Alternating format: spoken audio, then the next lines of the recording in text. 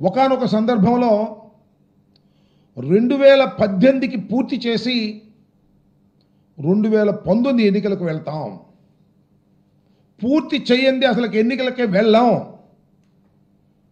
చంద్రబాబు నాయుడు గారు అపర భగీరథుడు అని ప్రజల చేత అనిపించుకుని వెళ్తాం అని గొప్పలు చెప్పారు అప్పుడున్నటువంటి ఇరిగేషన్ శాఖ మంత్రి గారు. సరే, మళ్ళా ఇప్పుడు ఆయనకు అవకాశం వచ్చింది చంద్రబాబు నాయుడు గారికి. సరే, ఆయన ఏదో 2007కి పూర్తి చేసేస్తాం అనే మాట మాట్లాడారు. సరే, ఆయన మేము ఇప్పుడు పూర్తి చేస్తాం, అది చేస్తాం, ఇది చేస్తాం అని ఆయన గొప్పలు చెప్పుకుంటే అది వేరే అంశం. కానీ జగన్మోహన్ రెడ్డి గారి ప్రభుత్వం మీద బురదలేటటువంటి కార్యక్రమాలు అవకాశం దొరికినప్పుడల్లా చేస్తున్నారు.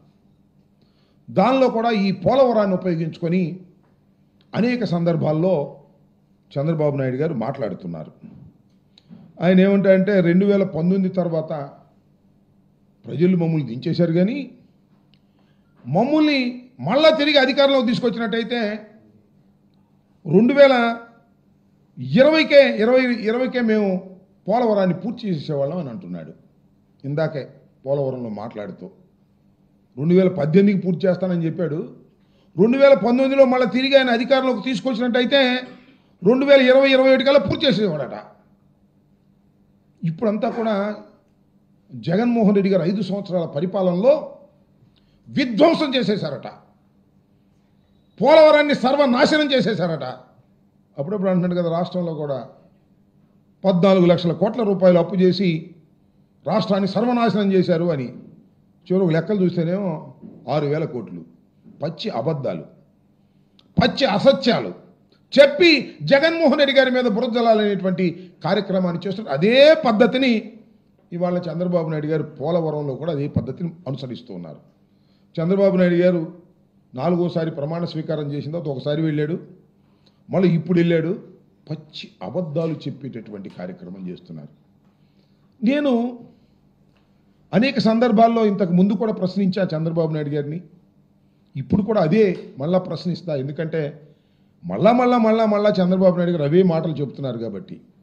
నేను ఒక్క విషయాన్ని గౌరవనీయులైనటువంటి చంద్రబాబు నాయుడు గారిని, రాష్ట్ర ముఖ్యమంత్రి గారిని, 4వసారి ముఖ్యమంత్రిగా ప్రమాణ స్వీకారం చేసినటువంటి అనుభవశాలి, ది టాలెస్ట్ పర్సనాలిటీ అని చెప్పుకుంటారు, చాలా పెద్ద మనిషి అని చెప్పుకుంటారు. ఆయన్ని నేను ఒక్క ప్రశ్న ఈ సందర్భంగా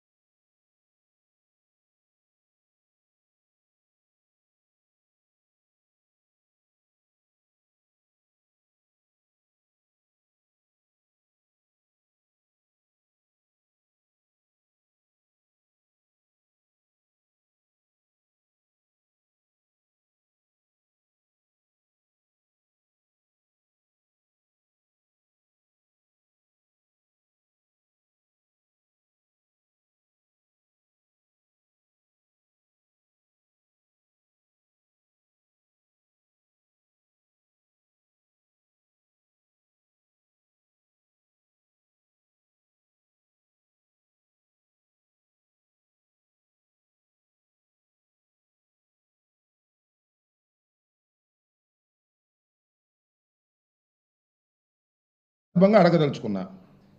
ఆయన ఏమంటారంటే, జగన్మోహన్ రెడ్డి గారంట 5 సంవత్సరాల అధికారంలో ఉన్నప్పుడు పోలవరం నిధులను రాష్ట్ర ప్రభుత్వానికి మరలించారట. ఈ మాట మాట్లాడుతున్నాడు. పెద్ద మనిషి, అబద్ధాల్లో చాలా పెద్ద మనిషి, నిజాల్లో నాకన్నా చిన్న మనిషి. ఎందుకు చెప్తున్నానంటే, పోలవరం ప్రాజెక్టుకు కేటాయించినటువంటి నిధులను జగన్మోహన్ రెడ్డి గారు డైవర్ట్ చేశారు అనేటువంటి మాట మాట్లాడుతున్నారు.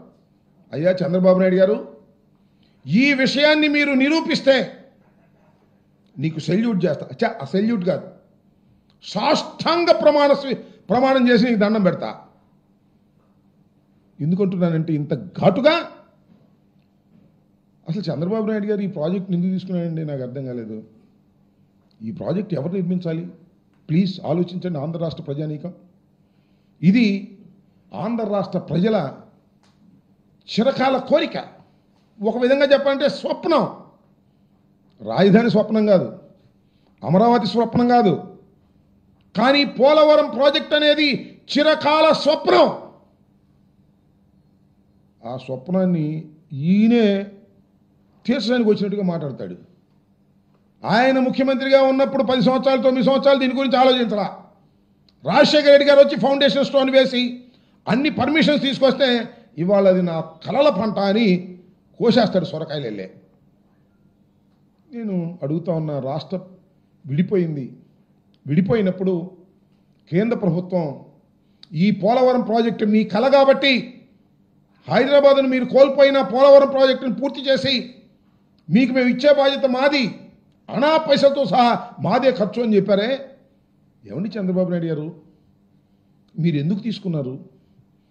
మీరు ఎందుకు కట్టాలనుకున్నారు? రాష్ట్ర ప్రభుత్వానికి ఏమి సంబంధం? కేంద్రం కదా కట్టవలసింది, ప్రతి పైసా కేంద్రమే కదా. నిర్వాసితులకు ఇచ్చేది R&R ప్యాకేజ్ కూడా కేంద్రమే కదా. మీరు ఎందుకు తీసుకున్నారు? 2016లో చంద్రబాబు నాయుడు గారు తీసుకున్నారు. ఎందుకు చెప్తున్నానంటే ఫండ్స్ని మేము డైవర్ట్ చేసామని చెప్తున్న సందర్భంగా నేను చెప్పదలుచుకున్నా, ఇక్కడ అడగదలుచుకున్నా. అసలు ఏంటో షరతు తెలుసా? చంద్రబాబు నాయుడు గారు తీసుకున్న షరతు, ముందు రాష్ట్ర ప్రభుత్వం ఖర్చు పెట్టింది, వాళ్ళు రీఎంబర్స్మెంట్ ఇస్తారు. అంటే మనం ఒక 1000 కోట్లు ఖర్చు పెట్టామనుకోండి, ఈ 1000 కోట్లు కూడా లెక్క చూసి, అయ్యా మీరు ఖర్చు పెట్టి మన నిజమేను, మీ రాష్ట్ర ఖజానా నుంచి ఇదిగో ఈ 1000 కోట్లు తీసుకొని నేను ఇస్తారు. నేను అడుగుతా ఉన్నా, ముందు మనం ఖర్చు పెట్టిన తర్వాత అర్థమవుతుందా మీ అందరికీ? ముందు మనం ఖర్చు పెట్టిన తర్వాత వాళ్ళు రీఎంబర్స్మెంట్ ఇస్తే డైవర్ట్ చేసే అవకాశం ఎక్కడుంది చెప్పండి? వాళ్ళు ముందు కేటాయిస్తే కదా డబ్బులు. అయ్యా మీ పోలవరం ప్రాజెక్టు 50,000 కోట్లు అవుతుంది, ఇదిగో ఈ 50,000 కోట్లు మీకు మేము ఇస్తున్నాం అంటే కదా మనం డైవర్ట్ చేసేది. ముందు మనం ఖర్చు పెడితే, ఎక్కడి నుంచి? రాష్ట్ర ఖజానా నుంచి ఖర్చు పెడితే ఆ ఖర్చు పెట్టిన డబ్బులు నిజంగా ఖర్చు పెట్టారా లేదా అని Polavaram project authority CWC check చేసి అప్పుడు మనకు డబ్బులు ఇస్తారు. ఎట్టా చంద్రబాబు నాయుడు గారు అసలు ఇట్లా ఆ ఫండ్స్ని డైవర్ట్ చేయడానికి ఎక్కడ అవకాశం ఉంటుంది చెప్పండి? ముందు మనం ఖర్చు పెడితే వాళ్ళు డబ్బులు ఇస్తే అర్థం కావట్లేదా సామాన్యులకి? ఇలాంటి పచ్చి అబద్ధాలు ఇవాళ పోలవరం వెళ్ళి చెబుతున్నాడు చంద్రబాబు నాయుడు గారు. నేను ఆ రోజున అడిగా, ఈ రోజున అడుగుతున్నా, సమాధానం చెప్పేటటువంటి పెద్ద మనిషి కాదు ఆయన. సమాధానం చెప్పకోకుండా తప్పుకుపోయేటటువంటి అతి చిన్న మనిషిగా నేను భావిస్తున్నాను. అదేమిటంటే కేంద్రం నిర్మించవలసింది రాష్ట్రానికి ఏమి సంబంధం? ఒకటి. రెండో పాయింట్, ఇప్పుడండి మీరు కేంద్రం దగ్గర నుంచి ఒప్పించారు, మీరు 14లో అధికారంలోకి వచ్చారు, ప్రమాణం చేశారు, స్వీకారం తీసుకున్నారు, ముఖ్యమంత్రి అయ్యారు. ఎప్పుడు కేంద్ర ప్రభుత్వం అంగీకరించింది రాష్ట్ర ప్రభుత్వం అయ్యా నువ్వే కట్టుకోమని? 2016లో ఒప్పుకుంది. ఎందుకు ఒప్పుకుంది? నువ్వు వెళ్ళి బతినాడితే ఒప్పుకుంది, నువ్వు కాళ్ళ పడితే ఒప్పుకుంది. అయ్యా మేమే కట్టుకుంటాం సార్, డబ్బులు మీరివ్వండి, ముందు మేము డబ్బులు ఖర్చు పెడతాం రాష్ట్ర ప్రభుత్వం, తర్వాత మీరిద్దరు. ఎందుకు ఇవన్నీ? నీ సొంత కాంట్రాక్టుదారులకు దోచి పెడదామని తప్ప ఏమన్నా ఉందా అని అడుగుతా ఉన్నా. సరే తీసుకున్నావు పో. నేను ఇవాళ చెప్పదలుచుకున్నా, చంద్రబాబు నాయుడు గారు పదే పదే అసత్యాలు చెప్తున్నాడు కాబట్టి పోలవరం డ్యామ్ దగ్గరికి వెళ్ళి, ప్రాజెక్ట్ దగ్గరికి వెళ్ళి నేను అడుగుతా ఉన్నా, 2016లో తీసుకున్నప్పుడు ఏ రేట్ల మీద తీసుకుంటారండి? 2013, 14 రేట్లతో ప్రాజెక్ట్ని మేము పూర్తి చేస్తామని ఒప్పుకుంటారా? జ్ఞానం ఉన్నవాడు చేస్తాడా? సీనియర్ నాయకుడు చేస్తాడా? రాష్ట్ర ప్రజల యొక్క బాగోగులు కావాలనుకునే వాళ్ళు చేస్తారా? పోలవరం ప్రాజెక్టును శరవేగంతో ముందుకు తీసుకువెళ్ళాలనుకునే వాళ్ళు చేస్తారా? 16లో నువ్వు ప్రాజెక్టును మేము కడతామని ఒప్పందం చేసుకుంటూ 13, 14 రేట్లతోనే మేము పూర్తి చేస్తామని ఒప్పుకున్నామంటే ఏం ఇంట్రెస్ట్ నీకు? నీకు పోలవరం మీద ఇంట్రెస్టా? కాదు. పోలవరం కాంట్రాక్టర్ల మీద ఇంట్రెస్ట్, పోలవరం కాంట్రాక్టర్లకు ఇచ్చే కమిషన్ల మీద ఇంట్రెస్ట్. నేను మనవి చేస్తున్నా, చంద్రబాబు నాయుడు గారు అధికారంలోకి వచ్చిన తర్వాత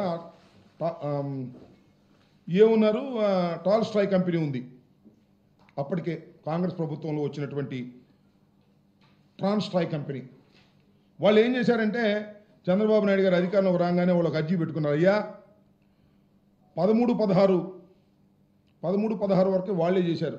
అది స్లోగా నడిచింది. ఎందుకంటే విభజన వ్యవహారాలు ఇవన్నీ ఉన్నాయి కదా, రాష్ట్ర ప్రభుత్వం డబ్బులే రాజశేఖర రెడ్డి గారు పెట్టినటువంటి కార్యక్రమాల వల్ల నడిచినాయి. అప్పుడు ఏం చేశారంటే వాళ్ళు మాకు ఈ రేట్లు కుదరలేదండి, మీరు 15-16 రేట్లు ఇవ్వండి అని అడిగారు. ఒక అప్లికేషన్ పెట్టుకున్నారు. ఎవరు? Transstroy company. నీకు వారికి సంబంధాల తర్వాత ఏర్పడ్డాయని మీ అందరికీ తెలుసు కదా. ట్రాన్స్ట్రాయ్ కంపెనీ ఎవరిదో? చంద్రబాబు నాయుడు గారి పార్టీ తరపున నిలబడ్డారు.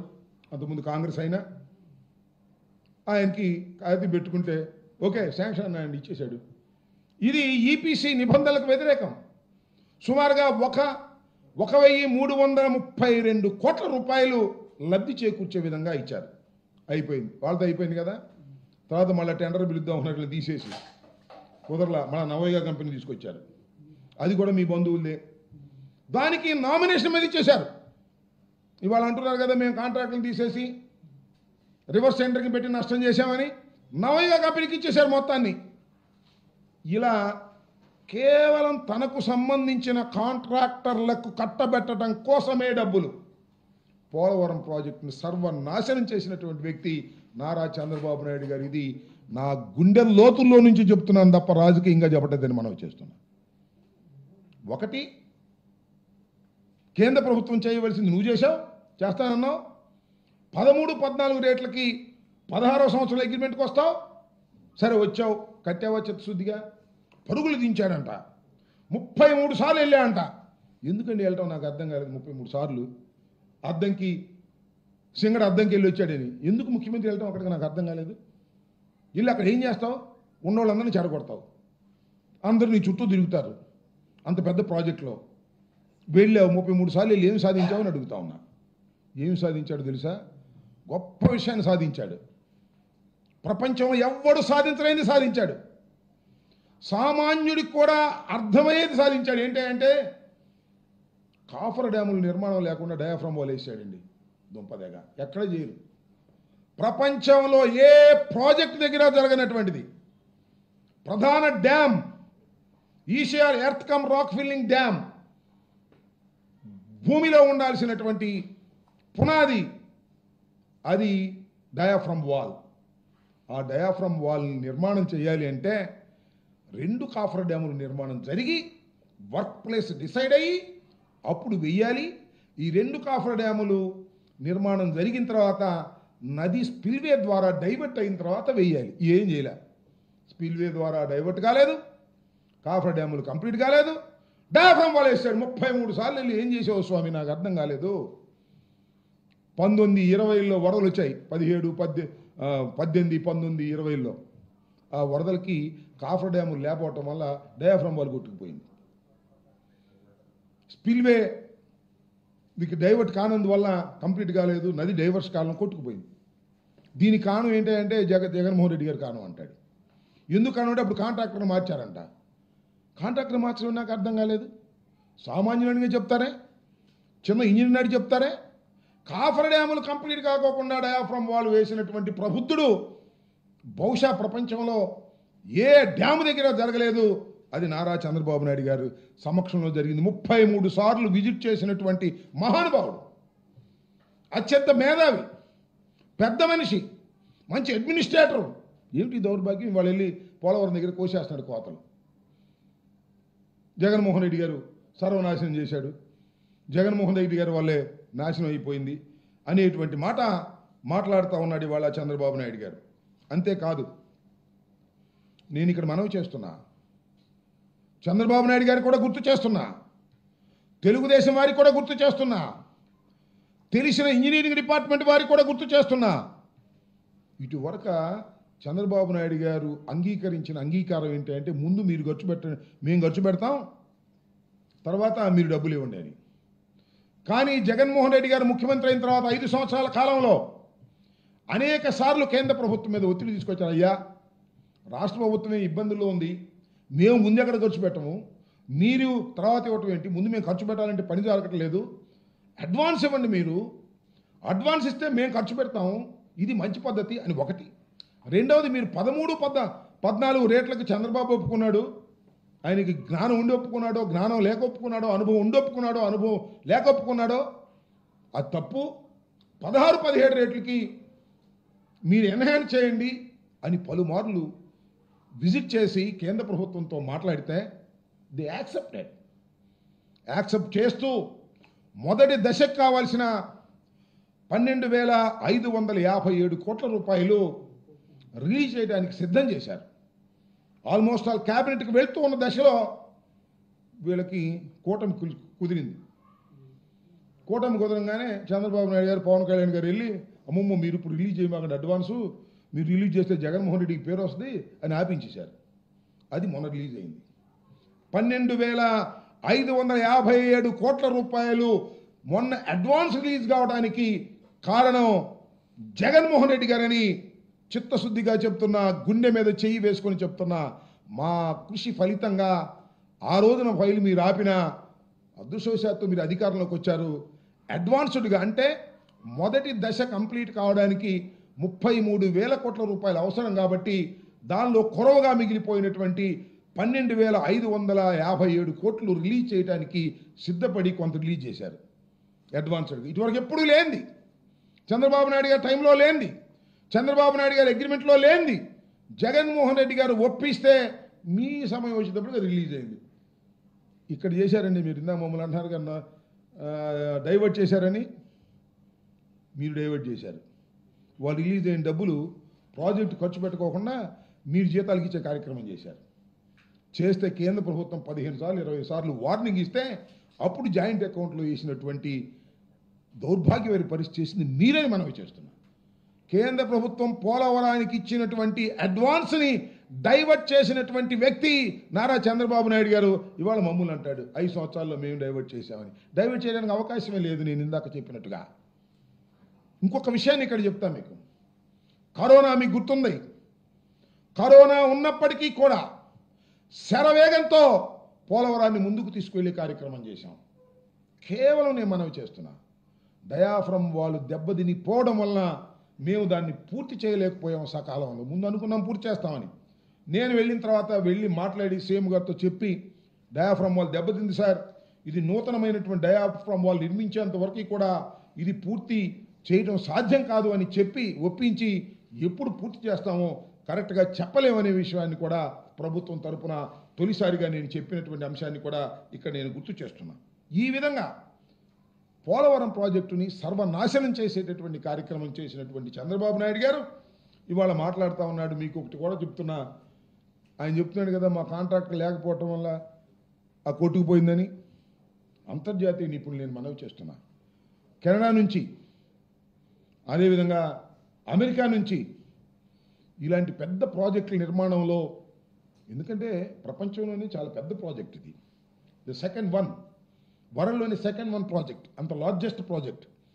ఇలాంటి ప్రాజెక్టుల్లో అనుభవం ఉన్నటువంటి వ్యక్తులు కెనడా నుంచి కొందరిని, అమెరికా నుంచి కొందరిని పిలిచి ఈ డయాఫ్రమ్ వాల్ ఇష్యూలో ఏం చేయాలి మీరు సలహా ఇవ్వమని వైఎస్ఆర్ కాంగ్రెస్ ప్రభుత్వం అధికారంలో ఉన్నప్పుడే మేము దాన్ని స్విచ్ చేశాం. అయితే సమయానికి తెలుగుదేశం పార్టీ కూటమి ప్రభుత్వం అధికారంలోకి వచ్చిన తర్వాత ఆ కమిటీ వచ్చింది, విజిట్ చేసింది. కమిటీ చాలా స్పష్టంగా చెప్పింది. వాళ్ళకేమి చంద్రబాబు నాయుడు గారు, జగన్మోహన్ రెడ్డి గారు ఈ ఫీలింగ్సే ఉండవు కదా. స్పష్టంగా రిపోర్టర్ రాశారు, డయాఫ్రమ్ వాల్ దెబ్బతినిపోవడానికి కారణం కాఫర్ డ్యాముల నిర్మాణం సక్రమంగా చేయకపోవడం వల్ల ఇది జరిగిందని చాలా క్లియర్గా వాళ్ళు చెప్పినా కూడా మీకు సిగ్గు ఎగ్గులేదు. ఇక పోలవరం వెళ్ళటం జగన్మోహన్ రెడ్డి గారిని తిట్టడం, పోలవరం వెళ్ళటం వైఎస్ఆర్ కాంగ్రెస్ పార్టీని తిట్టడం, ఇలాంటి కార్యక్రమాలు చేస్తున్నారు. నేను ఈ సందర్భంగా చెప్పదలుచుకున్నది ఏమిటంటే, అయ్యా చంద్రబాబు నాయుడు గారు, జగన్మోహన్ రెడ్డి గారు ఒక చిత్తశుద్ధితో పనిచేశారు. ఎందుకు పనిచేశారో తెలుసా? ఇది డాక్టర్ వైఎస్ రాజశేఖర రెడ్డి గారు కలలుగన్న ప్రాజెక్ట్. మీరు కలలుగన్న ప్రాజెక్ట్ కాదు. మీరు చెప్పుకుంటున్నారు ఇప్పుడు, మీకు పెద్ద మీడియా ఉందని, రాసేవాళ్ళు ఉన్నారని, చెప్పే టీవీలు ఉన్నాయని మీరు చెప్పుకుంటున్నారు. కానీ ఇది డాక్టర్ వైఎస్ రాజశేఖర రెడ్డి గారు కలలుగన్న ప్రాజెక్ట్. ఆయన ప్రారంభించిన ప్రాజెక్ట్, ధైర్యంగా ప్రారంభించారు. కేవలం ఆంధ్ర రాష్ట్ర నిధులతోనే పూర్తి చేయాలని ప్రారంభించాడు. కానీ ఆయన చనిపోయాడు. తర్వాత రాష్ట్రం విడిపోయింది. కేంద్రం నేను చేస్తానని ముందుకొచ్చింది. కేంద్రాన్ని చేయనీకోకుండా అడ్డంబడి కమిషన్ల కోసం ఇంత రాద్ధాంతరం చేసి పోలవరాన్ని సర్వనాశనం చేసేటటువంటి కార్యక్రమం చేస్తే జగన్మోహన్ రెడ్డి గారు అధికారంలోకి వచ్చిన తర్వాత ఈ 5 సంవత్సరాల కాలంలో ఈవెన్ కరోనా ఉన్నప్పటికీ కూడా చిత్తశుద్ధిగా వరుసని అన్ని పూర్తి చేసినటువంటి ఘనత జగన్మోహన్ రెడ్డి గారిదని మనవి చేస్తున్నాం. ప్రారంభించలేకపోవచ్చు మేము, కానీ అన్నిటినీ కూడా దశల వారీగా మేము పూర్తి చేసాం. ధైర్యంగా చెప్తాను, లెక్క కూడా చెప్తాను దానికి నేను. ఎందుకంటే స్పిల్వే మీరు చేయలే, అప్రోచ్ ఛానల్ మీరు చేయలే, స్పిల్ ఛానల్ మీరు చేయలే, పైలట్ ఛానల్ మీరు చేయలే, మేము పూర్తి చేసాం. కాబట్టి పునాదుల వరకు మీరు అట్టట్లా చేశారు. అసలు నదిని డైవర్ట్ చేసినటువంటి ఘనత జగన్మోహన్ రెడ్డి గారిని మనం చేస్తున్నాం. మా ప్రభుత్వం 2021లో నదిని డైవర్ట్ చేశాం, సక్సెస్ఫుల్గా నదిని డైవర్ట్ చేశాం. మీరు వదిలేసినటువంటి కాఫర్ డ్యామ్, ఎగువ కాఫర్ డ్యాములు, దిగువ కాఫర్ డ్యాములు రెండింటినీ పూర్తి చేశాం. డయాఫ్రమ్ వాల్ మాత్రం 2వ డయాఫ్రమ్ వాల్ వేయవలసి వచ్చింది. దానికి నిపుణులు చెప్పారు ప్యారలల్గా మరొక డయాఫ్రమ్ వాల్ వేయాలని. ఇవాళ డయాఫ్రమ్ వాల్ మీరు వేసేటటువంటి కార్యక్రమం చేస్తున్నారు, మీ చేత వేయించుతున్నారు. ఇవాళ మీ వల్లే అది నాశనం అయింది. దానివల్లే ఈ ప్రాజెక్టుకి ఇంత అంతరాయం కలిగింది.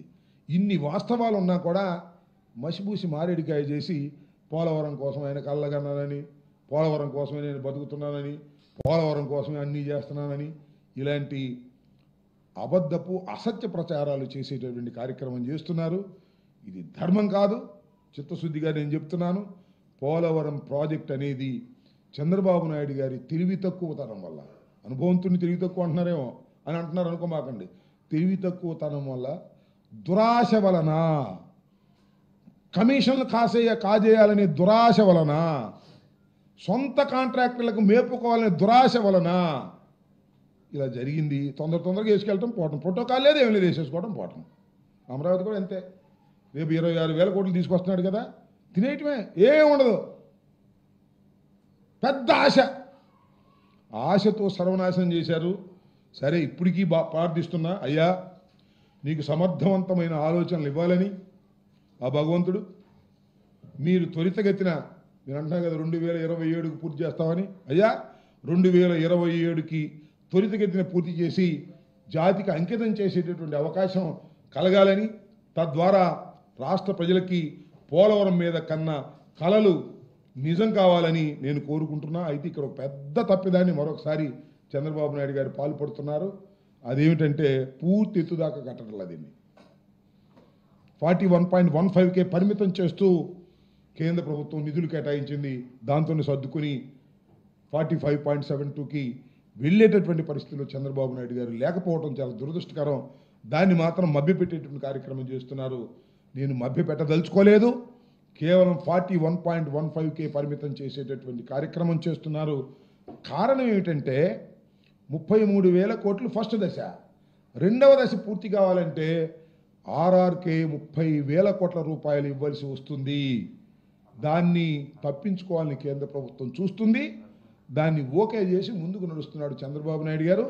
మరొక పాపానికి, మరొక తప్పిదానికి చంద్రబాబు నాయుడు గారు పాల్పడబోతున్నాడు అనేది కూడా ఈ సందర్భంగా నేను చెబుతూ, అయ్యా నీకు ఆ భగవంతుడు, ప్రజలు ఆ శక్తినివ్వాలి. 2027కి పూర్తి చేసేటువంటి కార్యక్రమం ఫస్ట్ దశ ఇచ్చి 2వ దశ మీరు ఎగ్గొట్టేటటువంటి కార్యక్రమాన్ని, చరితాత్మకమైన తప్పిదానికి మీరు పాల్పడుతున్నారు. ఆ చరితాత్మకమైన తప్పిదాన్ని ఇప్పటికైనా సరి చేసుకోకపోయినట్లయితే భగవంతుడు కూడా మిమ్మల్ని క్షమించడానికి కూడా ఈ సందర్భంగా నేను చెప్పదలుచుకున్నాను. ఇంకా ఓకే,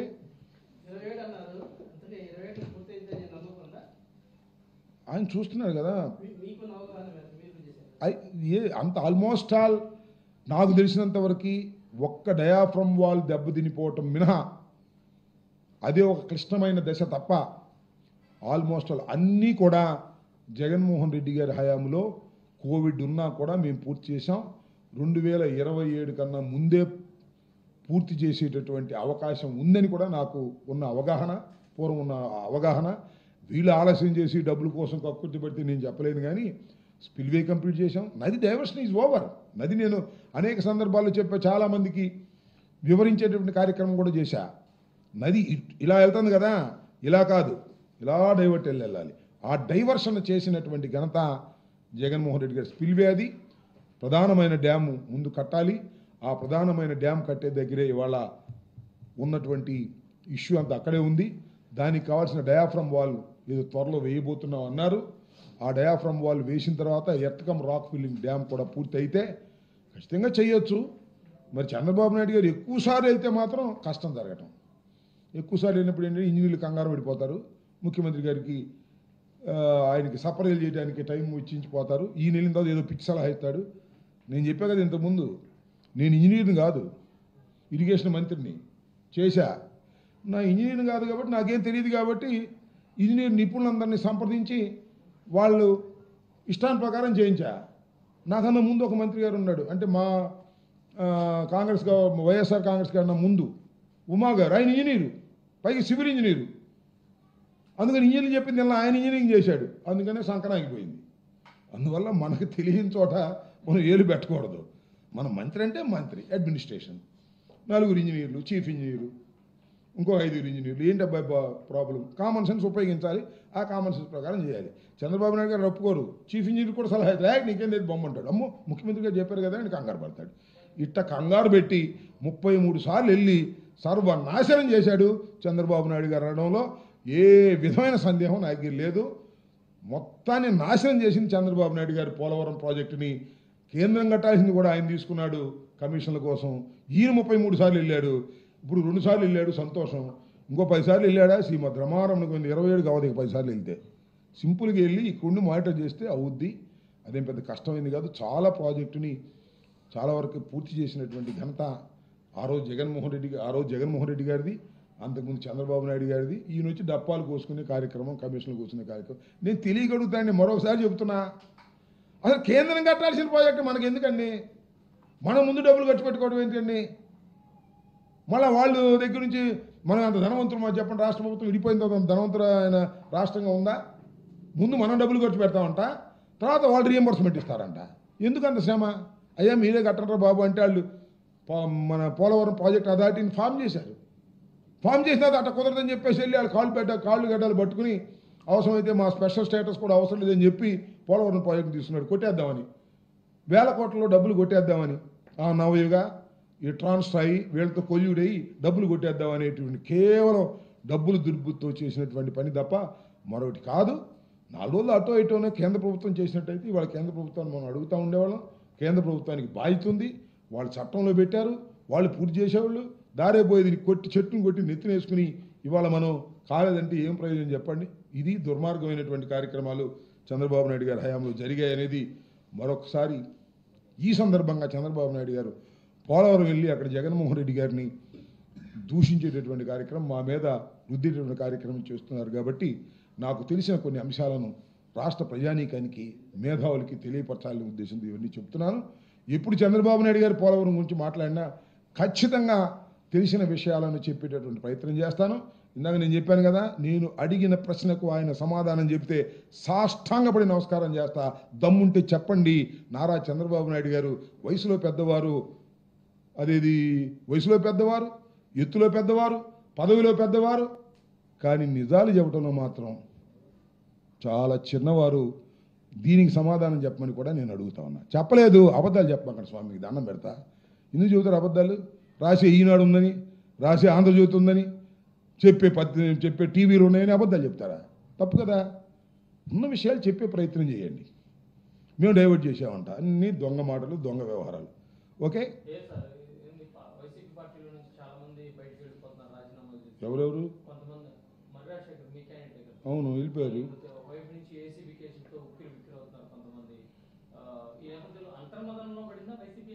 అంతర్మదనంలో ఎప్పుడు వైసీపీ పడదు, గుర్తుపెట్టుకో.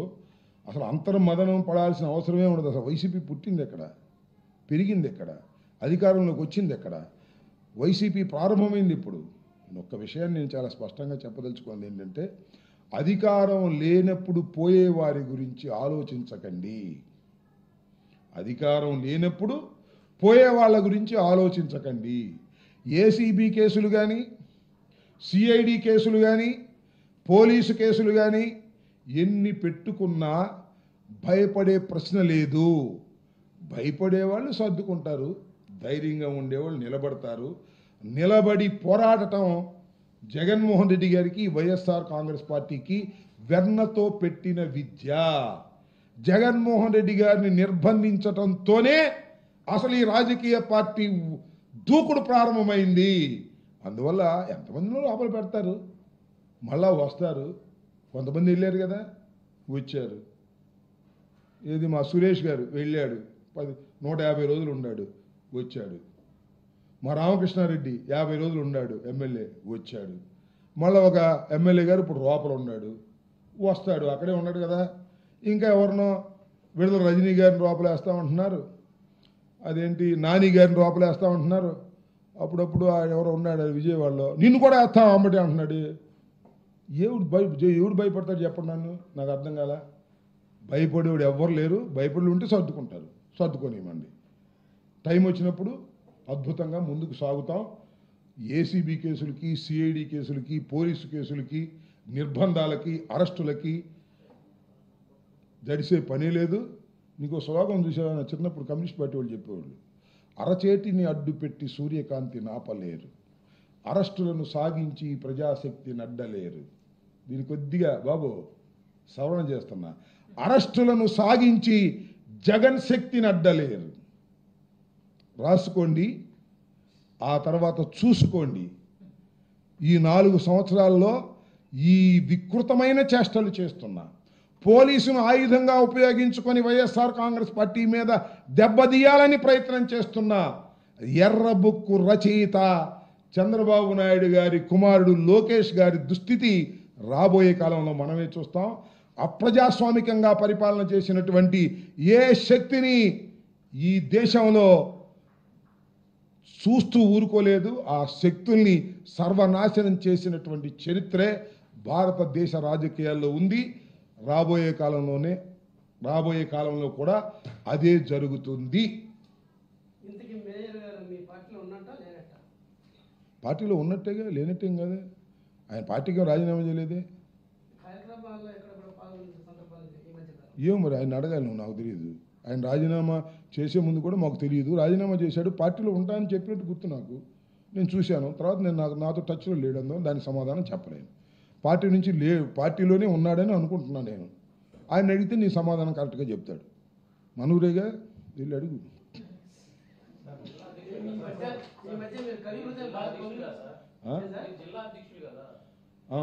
నాకు టచ్లో లేడన్నా, జిల్లా అధ్యక్షుడు అయితే ఏంటి, ప్రపంచ అధ్యక్షుడు టచ్లో లేదు, నేను చేయను. టచ్లో ఉంటే కదా చెప్పేది.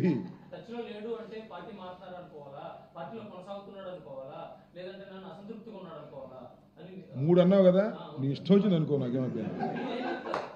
నీ ఇష్టం వచ్చింది అనుకో, నాకు చెప్పే సమాధానం నా దగ్గర లేదు. నేను ఫోన్ చేసినా నేను ఎత్తలేదు.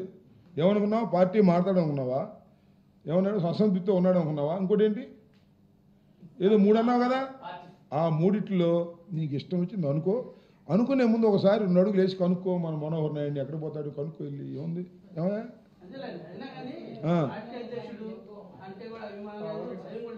ఎవరికి, నాకు తెలియదు ఆ విషయం. పార్టీ అధ్యక్షుడు అంటే అభిమానం లేదు, భయం లేదు మనోహర్ నాయుడుకి అనే విషయం నాకు తెలియదు. తెలియని విషయాలు మనకెందుకు చెప్పు. కవి హృదయం, నాకు కవి ఎక్కడున్నాడు, హృదయం ఎక్కడుంది. పొలిటీషియన్ అయితే అది కమ్యూనిస్టుల కమ్యూనిస్టు స్లోగన్ అయ్యా, కొద్దిగా మారుస్తాం. కవి అంటే సొంతంగా రాసేవాడయ్యా, కాపీ కొట్టేవాడు కాదు. నేను అక్కడ కాపీ కొట్టి చెబుతున్నాను, ఎందుకు మొహమాటం దీనిలో. కాపీ కొట్టి మార్చాం కొద్దిగా.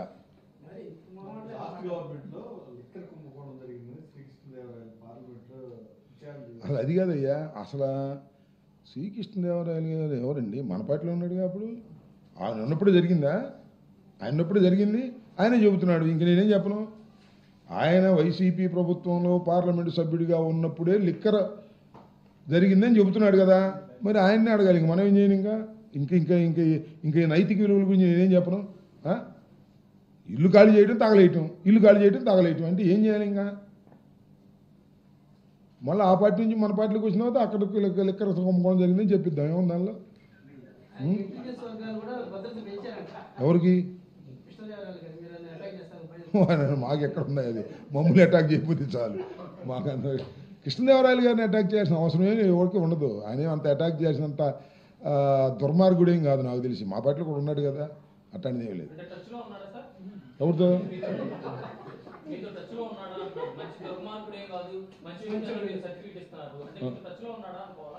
టచ్లో నాకేం లేడే, నాకు టచ్లో ఎందుకు ఉంటాడే?